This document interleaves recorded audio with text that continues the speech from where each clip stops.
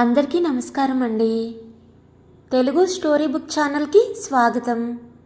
ఈరోజు నేను మీకు వినిపించబోతున్న కథ శశి సారథి గారు రచించిన కొత్త జీవితం.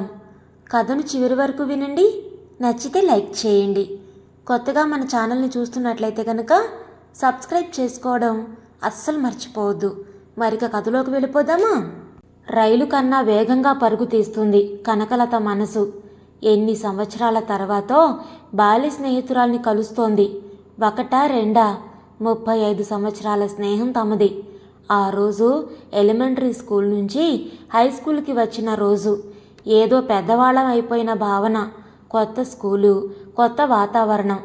అందరూ లంగా ఓణిలతో ఉన్న పెద్ద పెద్ద అమ్మాయిలు, తెల్లటి గౌన్లతో గంభీరంగా తిరుగుతున్న సిస్టర్స్. కొద్దిగా భయం వేసింది. 6వ తరగతి ఏ సెక్షన్ అన్న బోర్డు చూసి ఆ క్లాస్లో అడుగుపెట్టింది.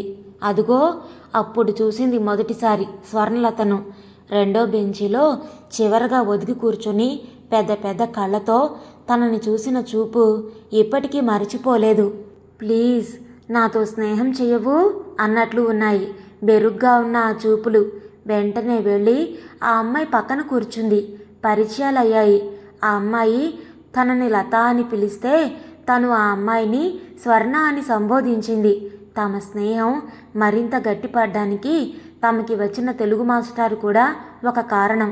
స్కూల్లో చేరిన కొన్ని రోజులకు ఒకరోజు ఇంటర్వెల్లో ఎవరో వెనక నుంచి బంగారు తీగలు ఆగండి అని పిలవడం వినిపించింది. తిరిగి చూస్తే తెలుగు మాస్టారు. ఆశ్చర్యంగా చూస్తున్న తమతో స్వర్ణ అన్న, కనక అన్న బంగారమే అని, ఇంకా లత అంటే తీగ అని, అందుకని తమ ఇద్దరి పేర్లకి అర్థం ఒకటే అని చెప్పారు. దాంతో ఆయన మీద చాలా గౌరవం కలిగింది. తర్వాత తెలిసింది ఆయన పేరు సీతారామశాస్త్రి గారని. ఆయన తెలుగులోనే కాక ఇంగ్లీష్ సంస్కృతాల్లో కూడా ఎంఏ చేశారని. కాలేజీలో ఆయన ఇంగ్లీష్ లెక్చరర్గా చేసేవారని. రిటైర్ అయ్యాక తమకి తెలుగు చెప్పడానికి వచ్చారనీను. అది నిజంగా తమ అదృష్టమనే చెప్పాలి. ఎందుకంటే ఎంతో కష్టమైన వ్యాకరణాన్ని చాలా సులువు పద్ధతిలో అర్థమయ్యేలా చెప్పేవారు. అలాగే మౌనంగా బిడియంగా ఉండే స్వర్ణని ఎంతో ప్రోత్సహించేవారు. నీ జవాబులో భావ వ్యక్తీకరణ బాగుంది, అలాగే నీ చేతి వ్రాత కూడా బాగుంది, కథలు రాయడానికి ప్రయత్నించు అనేవారు. అప్పుడప్పుడు స్వర్ణ రాసేది కూడా. తర్వాత సంవత్సరం ఎందుకో ఆయన ఉద్యోగం మానేశారు. దానితో స్వర్ణని ప్రోత్సహించేవారు కూడా ఎవరూ లేరనే చెప్పాలి. ఇలా ఆ స్కూల్లోనే 10వ తరగతి వరకు చదివారు. కాలేజీలో ఏ గ్రూప్ తీసుకోవాలో చర్చ వచ్చింది. తను ఎంపీసీ తీసుకుంది. బాబోయ్ నేను లెక్కల్లో చాలా పూర్ అంటూ స్వర్ణ బైపీసీ తీసుకుంది. అలా క్లాసులు మారినా తమ స్నేహం మాత్రం తగ్గలేదు. రోజు సాయంత్రం ఇంతకు ముందులాగే ఎవరో ఒకరి ఇంట్లో కలుసుకొని తమకి కామన్ సబ్జెక్ట్ అయిన ఫిజిక్స్, కెమిస్ట్రీ, ఇంగ్లీష్, తెలుగు చదువుకునేవారు. తమ ఇంట్లో వెనక వైపు ఉన్న గది స్వర్ణకి ఎంతో ఇష్టం. అక్కడి నుంచి దూరంగా సముద్రం కనిపించేది. ఇక్కడ నాకు చాలా బాగుంటుంది లత అని చాలాసార్లు అనేది. ఇంకా ఆదివారం ఇంతకు ముందులాగే సాయంత్రం బీచ్కి వెళ్ళడం, గవ్వలు ఏరడం, నడిచి నడిచి చివరగా లైట్ హౌస్ గోడకు చేరబడి అక్కడ లైట్ వెలిగించే వరకు కూర్చునేవారు. స్వర్ణ అప్పుడప్పుడు జువాలజీ, బోటనీ రికార్డులు తెచ్చుకొని అక్కడే గీసుకునేది. బొమ్మలు చాలా బాగా వస్తున్నాయి స్వర్ణ, నువ్వు పెయింటింగ్ ఎందుకు నేర్చుకోవు అంటే నవ్వేసేది. టైం ఎక్కడుంది, చదువుకోవడానికే చాలడం లేదు అనేది. అలాగే తమ డిగ్రీ చదువు కూడా పూర్తయింది. అప్పుడు ఈ రోజుల్లా కాదు. డిగ్రీ అవగానే ఆడపిల్లలకి పెళ్లి చేయకపోతే వింతగా చెప్పుకునేవారు. అందుకే తల్లిదండ్రులు ఇంటర్ పూర్తయిన దగ్గర నుంచి సంబంధాలు చూసేవారు. తన డిగ్రీ పరీక్షలు అవ్వగానే తనకి పెళ్లి నిశ్చయం అవ్వడం, పెళ్ళవడం అంతా కల్లోలాగా జరిగిపోయాయి. ఇప్పుడు వెనక్కి తిరిగి చూస్తే ఆ రోజులు అలికేసినట్టుగా గుర్తుకు వస్తాయంతే. తను అత్తవారింటికి బయలుదేరుతుంటే నువ్వు లేకుండా ఎలా, ఏ పని చేయలేను నేను అంటూ వెక్కి వెక్కి ఏడ్చింది స్వర్ణ. అప్పుడు స్వర్ణకి కూడా ఇంచుమించు సంబంధం కుదిరింది. అందుకే నీకు కూడా పెళ్ళవుతుంది, అప్పుడు నన్ను మర్చిపోతావులే అని తను సరదాగా అనేది. అయితే నువ్వు నన్ను అప్పుడే మర్చిపోయావన్నమాట అంది బాధపడుతూ స్వర్ణ. లేదు లేదు, నా ఉద్దేశం అది కాదు అని సర్ది చెప్పినా స్వర్ణ కళ్ళల్లో బాధ పోలేదు. అనవసరంగా స్వర్ణని బాధ పెట్టానని తను బాధపడింది. ఆ తర్వాత ఎప్పుడూ దెబ్బతిన్నట్లు ఉన్న స్వర్ణ కళ్ళే గుర్తుకొచ్చేవి. అయినా క్రమం తప్పకుండా ఉత్తరాలు రాసుకునేవారు. పెళ్ళైన 6 నెలలకు భర్తకు అమెరికాలో ఉద్యోగ అవకాశం వచ్చింది. ఇదంతా నీ అదృష్టమే, నేనెప్పటి నుంచి ప్రయత్నం చేస్తున్నానో తెలుసా అని భర్త తన నందలం ఎక్కించాడు. ఎప్పుడు నవలసులో చదివే అమెరికాని ప్రత్యక్షంగా చూస్తాను అనే సంతోషం, అందరినీ వదిలి దూరంగా వెళుతున్నాను అనే దిగులు అన్నీ కలిసి తనని ఆలోచనల్లో ఉక్కిరి బిక్కిరి చేశాయి. తను వెళ్లే ముందు 1 వారం రోజులు స్వర్ణ వచ్చి తనతో ఉంది. ఇప్పుడు అప్పట్లా ప్రతి ఇంట్లో ఒక్కరైనా అమెరికా వెళ్లే రివాజు లేదు. అమెరికా అంటే అందరికీ అందుబాటులో లేని ప్రదేశం. అందుకే స్వర్ణ, మళ్ళీ నిన్ను చూస్తానో లేదో, అమెరికా వెళ్ళిన వాళ్ళు తిరిగి వస్తారా అనేది. వారానికి 1 ఉత్తరమైనా రాసుకోవాలని ప్రమాణాలు చేసుకొని ఇద్దరూ విడిపోయారు. తర్వాత స్వర్ణ తన పెళ్లి శుభలేఖ పంపుతూ తప్పకుండా రావాలని రాసింది. కానీ అప్పుడు గణేష్ కడుపులో ఉండడంతో భర్త అక్కడే పురిటికి ఏర్పాట్లు చేయడంతో రాలేకపోయింది. గణేష్ పుట్టాక వాడి ఫోటో పంపుతూ పెళ్లికి రాలేదని, ఏమీ అనుకోవద్దని, వీలైనంత త్వరలో వస్తానని జాబు రాసింది. తర్వాత చాలా రోజులు స్వర్ణ దగ్గర నుంచి ఉత్తరాలు రాలేదు. కోపం వచ్చిందేమో అనుకుంది. స్వర్ణ వాళ్ళ అమ్మగారికి ఉత్తరం రాసి స్వర్ణ కొత్త అడ్రస్ సంపాదించి స్వర్ణకి ఉత్తరం రాసింది. దానికి జవాబు వచ్చింది. కొన్నాళ్లకు తనకి కూతురు పుట్టిందని, తమ స్నేహానికి గుర్తుగా స్నేహలత అని పేరు పెట్టానని రాసింది. తండ్రి పోయినప్పుడు ఇండియా వచ్చినప్పుడు స్వర్ణ కూతుర్ని తీసుకొని వచ్చింది. అప్పుడే అన్నయ్యలు ఇల్లు అమ్మేద్దామని అనుకోవడం వింది. తండ్రి పోయిన దుఃఖం, పుట్టి పెరిగిన ఇల్లు చేజారిపోతుంది అనే భయంతో స్వర్ణతో సరిగ్గా మాట్లాడలేకపోయింది. 2 రోజులుండి స్వర్ణ వెళ్ళిపోయింది. వెళ్లే ముందు, ఇల్లు అమ్ముతున్నారని బాధపడకు లత, మీరెలాగూ ఇండియా వచ్చేద్దామనుకుంటున్నారు కదా, ఈ ఇల్లు నీకే అమ్మమ్మను అంది. అదే మాట అన్నయ్యలతో అంది. బయట వాళ్ళకు అమ్మే బదులు నాకే అమ్మండి అంటే ఆలోచించి చెప్తామన్నారు. ఈ సంఘటన జరిగి అప్పుడే 10 సంవత్సరాలు గడిచిపోయాయి. ఇప్పుడింకా తాము ఇండియాకి రావడానికి నిశ్చయించుకున్నాక ఇల్లు తనకే అమ్మారు. రేటు పెరుగుతుందని ఎన్నాళ్ళు మీ అన్నయ్య లాగారా అన్నాడు భర్త. పోనీలేండి, మనవాళ్లే కదా, అయినా ఇల్లు మనదయింది అని సర్ది చెప్పింది. కానీ వచ్చాక తెలిసింది, ఎలాగూ అమ్మేస్తాం కదా అని ఈ 10 ఏళ్ళు ఇల్లు రిపేర్లు చేయించలేదు. ఇల్లంతా చదపట్టింది. 6 నెలలు కష్టపడి డబ్బు మంచినీళ్లలాగా ఖర్చు పెడితే తాము అనుకున్నట్టుగా తయారైంది. ఇంకిప్పుడు ఇన్నాళ్లకు ఖాళీ దొరికి స్వర్ణని కలవడానికి బయలుదేరింది. తెల్లవారితే స్వర్ణని చూస్తుంది. ఎలా ఉందో అనుకుంటూ నిద్రలోకి జారుకుంది కనకలత. తెల్లవారింది. స్టేషన్లో రైలు ఆగ్గానే కళ్ళు స్వర్ణ కోసం ఆతరంగా వెతికాయి. కానీ స్వర్ణ భర్త, కూతురు మాత్రమే కనిపించారు. స్వర్ణ రాలేదా అని నిరాశగా అనిపించింది. ఇంటికి చేరాక లత అంటూ వచ్చిన స్వర్ణతో, ముందు ఇంట్లోకి తీసుకెళ్ళు, తర్వాత కుశల ప్రశ్నలు వేదువుగాని అన్న భర్త మాటతో ముఖం చిన్నబుచ్చుకుంది. తన చెయ్యి పట్టుకొని లోపలికి తీసుకొని వచ్చింది. లతకి కూడా ఎలాగో అనిపించింది. స్వర్ణ చాలా దిగులుగా కనిపించింది లతకు. నీకిష్టమని గారెలు వేశాను, అవి కొసరి కొసరి తినిపించింది. స్నేహ కాలేజీకి, శ్రీధర్ ఆఫీస్కి వెళ్ళాక తీరుబడిగా మాట్లాడుకోవచ్చు అనుకుంది. కానీ అతను ఎంతకీ వెళ్ళడం లేదు. 11:30 గంటలు దాటాక అడిగింది, స్వర్ణ, మీ ఆయన సెలవు పెట్టారా అని. అయ్యో, నీకు చెప్పనేలేదు కదూ, ఆయన ఉద్యోగం మానేశారు, కన్సల్టెన్సీ పెట్టారు. మరో ఆఫీసు ఇదే, ఇక్కడే అన్న సమాధానం వచ్చింది. మరి అపార్ట్మెంట్కి ఒక్కటే గుమ్మం, ఎవరైనా వస్తే నీకు ఇబ్బంది కదా. నేను బయటికి వెళ్ళను కదా, ఇలా వంటింట్లో, బెడ్రూమ్లో కాలక్షేపం చేసేస్తాను అంది. ఆ రోజంతా ఆ విషయం గురించి ఆలోచించింది లత. ఇలాగే కట్టేసినట్లు ఇంట్లోనే ఉండాలంటే జీవితం ఎంత నిస్సారంగా ఉంటుంది. అందుకేనేమో స్వర్ణ అంత డల్గా ఉంది అనుకుంది. మధ్యాహ్నం ఏదో పని మీద అతను బయటికి వెళితే గబగబా ఇల్లు తుడిచింది. ఇదేంటి స్వర్ణ, పని మనిషి లేదా అంది ఆశ్చర్యపోతూ. చిరునవ్వే సమాధానమైంది. ఇంకా రెట్టించలేదు లత. తర్వాత చిన్నప్పటి కబుర్లు చెప్పుకుంటూ మధ్యాహ్నానికి పకోడీలు, రాత్రికి వంట చేసింది లత. చేస్తానన్నా సాయం చేయనివ్వలేదు. రాత్రి భోజనాలయ్యాక స్నేహ గదిలో కూర్చున్నారు. అప్పుడు తను తెచ్చిన ల్యాప్టాప్ని బయటికి తీసింది లత. ఆంటీ, నాకేనా అని సంభ్రమంగా అడిగింది స్నేహ. కాదు, మీ అమ్మకి అంది. అమ్మెందుకు? అమ్మేం చేసుకుంటుంది అంది స్నేహ. నాకెందుకు లత, స్నేహ ఈ సంవత్సరం ప్రాజెక్టు వర్క్ చేయాలి, తనకు ఉపయోగపడుతుంది అంది.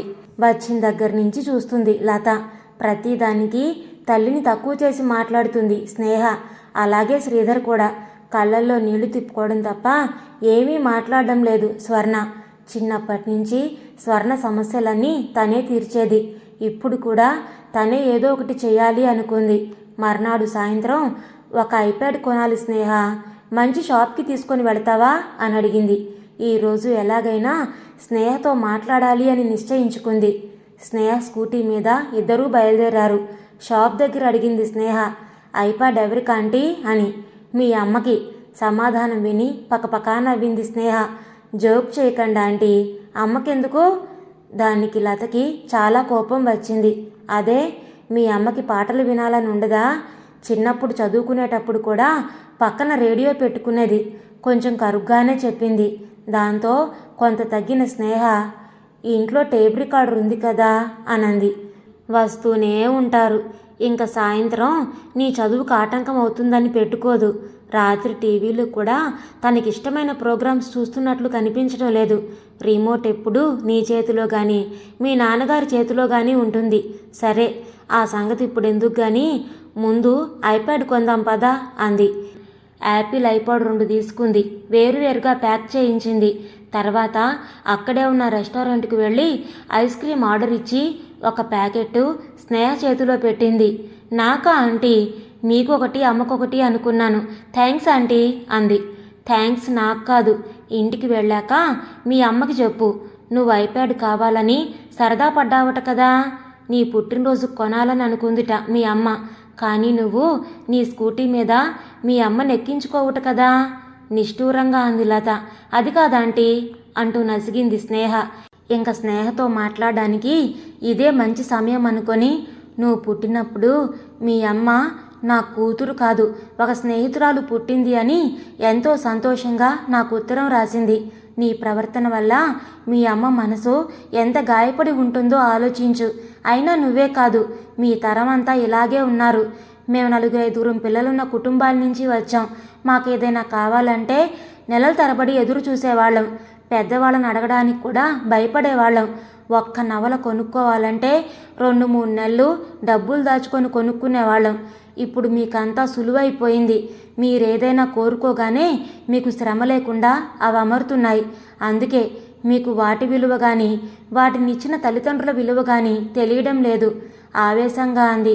తర్వాత పాలిపోయిన స్నేహ ముఖం చూసి, అయ్యో చిన్నపిల్లని ఇన్ని మాటలన్నానే అనిపించి, సారీ స్నేహ, స్వర్ణని మీరు చాలా కించపరుస్తున్నారు అని అనిపించింది.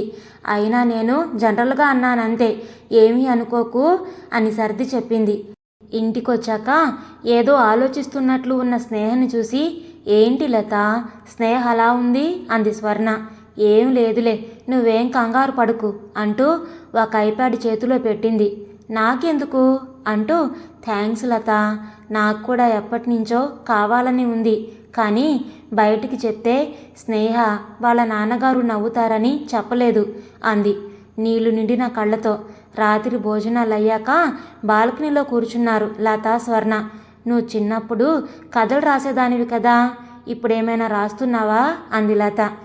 ఏదో అప్పుడప్పుడు రాస్తూ ఉంటాను కానీ ఎప్పుడు పత్రికలకు పంపే ధైర్యం చేయలేదు అంది స్వర్ణ. నాకు చూయించు, నేను చదివి చెప్తాను అంది లత. వంటింట్లో స్టూలు వేసుకొని అటక చూపింది స్వర్ణ. విస్తుపోయిన లతతో, నా సామాన్లు పెట్టుకోవడానికి ఇంట్లో ఎక్కడా జాగా లేదు లత, అందుకే నా పుస్తకాలు కాగితాలు అటక మీద పెట్టాను అంది సంజాషి చెప్తున్నట్టు. ఆ రాత్రి అందరూ నిద్రపోయినా లత మాత్రం స్వర్ణ కథలు చదివింది. ఒక స్నేహితురాలిగా కాకుండా ఒక పాఠకురాలిగా చదివింది. బాగానే ఉన్నట్లు అనిపించాయి. ఆ రాత్రి నిద్రపట్టలేదు. కనకలతకు స్వర్ణ సంతోషంగా లేదు. అది మాత్రం తనకి తెలుసు. స్వర్ణ కళ్ళల్లో చిన్నప్పటి మెరుపు చూడగలనా అనుకుంది. స్వర్ణకి ఇల్లైతే ఉంది కానీ అందులో ఏ ఒక్క మూలైనా తన సొంతం అని అనుకోలేదు. ఇలా ఎందుకు అవుతుంది? ఆడది ఆదిశక్తి, మహిళ మహంకాళి, స్త్రీ మహాశక్తి, ఇల్లాలు ఇంటికి దీపం, మగువ మహారాణి. ఇవన్నీ వట్టి మాటలే. వాస్తవంగా కనిపించేది దీనికి వ్యతిరేకం. ఇంట్లో ఆడవాళ్లు చేసే పనికి విలువ లేదు. ఇంకా బయటకు వెళ్ళి ఉద్యోగాలు చేసేవాళ్ళు నేను ఉద్యోగం చేస్తున్నాను అంటే దానికి మా వారి సహకారమే కారణం అంటారు. అదే ఏ మగవాడైనా నేను ఉద్యోగం చేస్తున్నానంటే నా భార్య ఇచ్చే సహకారం వల్లే అని అంటారా? ఇలా చాలాసేపు ఆలోచించింది లత. రేపెలాగైనా ఆ కథలు పత్రికలకి పంపించాలి అనుకుంది. అనుకున్నట్లే మర్నాడు బయటికి వెళ్ళి రకరకాల మాసపత్రికలు కొని తెచ్చి వాటిలో ఉన్న చిరునామాల ప్రకారం అన్నీ పోస్టర్లో వేసి వచ్చి ఊపిరి పీల్చుకుంది.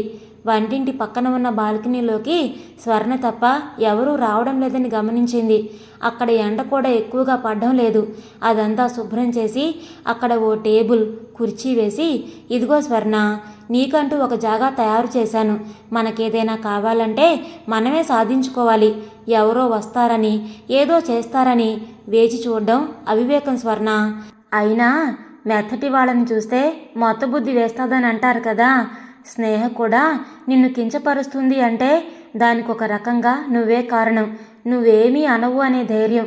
నువ్వు గట్టిగా ఉండాలి స్వర్ణ అని హితబోధ చేసింది. వారం రోజులుండి ఊరికి బయలుదేరింది కనకలత. స్వర్ణని తనతో రమ్మని చాలా బలవంతం చేసింది. స్నేహకి సెలవులిచ్చాక ఇద్దరం కలిసి వస్తామని సర్ది చెప్పింది స్వర్ణ. ఈమెయిల్ అడ్రస్ ఇచ్చిన లతతో, వద్దు లత, నాకు ఉత్తరాలు రాయడమే బాగుంటుంది. అయినా పోస్ట్ మ్యాన్ కోసం ఎదురు చూడడం, మన స్నేహితులు వాళ్ళ భావాల్ని స్వాస్థాలతో రాసిన ఉత్తరాలు ఇచ్చే ఆనందం ఒక బటన్ నొక్కితే వచ్చే ఎలక్ట్రానిక్ మెయిల్లో వస్తుందంటావా అంది. అమ్మో స్వర్ణ, మాటలు బాగానే మాట్లాడుతున్నావే, ఎంతైనా రచయిత్రివి కదూ అంది లత. ఆ కథలు ఎవరైనా ప్రచురించినప్పుడు కదా నేను రచయిత్రిని అయ్యేది నవ్వేస్తూ అంది స్వర్ణ. ఊరికి వచ్చిన చాలా రోజులు స్వర్ణ ఎలా ఉందో అనే ఆలోచించింది లత. స్వర్ణ తను చెప్పినట్లుగానే ఉత్తరాలు రాసేది. మొదటి ఉత్తరంలో, నువ్వేం చెప్పావో గాని స్నేహ ఇప్పుడు నిజంగా నాకు స్నేహితురాల్లాగే ఉంది అంటూ రాసింది. ఇలా 2-3 నెలలయ్యాక ఒకరోజు స్వర్ణ దగ్గర నుంచి ఒక ముఖ్యమైన ఉత్తరం వచ్చింది. అదేంటంటే తను పంపిన 2 కథలు ప్రచురణకి స్వీకరించారని, ఇప్పుడు తన మీద తనకి నమ్మకం వచ్చిందని, తమ చిన్ననాటి స్నేహం గురించి కొత్తగా కథ మొదలుపెట్టానని రాసింది.